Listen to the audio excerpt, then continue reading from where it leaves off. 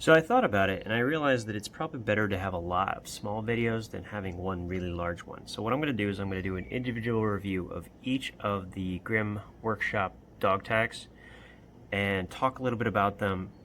And that way, if you can find the one you want to actually watch, you can just pick that one out.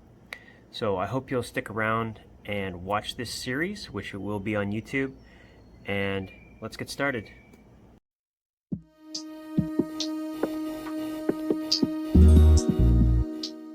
All right, the first one was, this is their bottle opener slash can opener dog tag.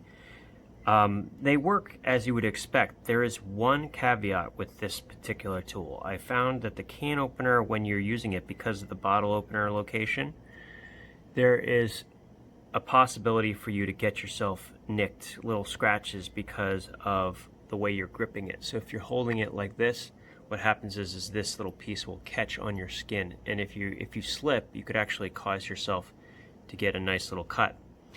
My suggestion is, if you're going to get this dog tag, make sure that you use it with a lanyard piece, so that when you're doing the can opener section, you can grab it by the lanyard and then use it in a rocking motion.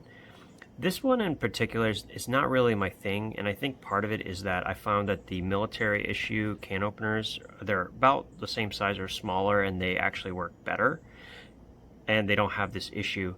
The other thing is, bottle openers are like literally everywhere, so it's not really necessary, at least for me, to have a dedicated tool for that. I have like 6 of them, and I don't necessarily want all of them.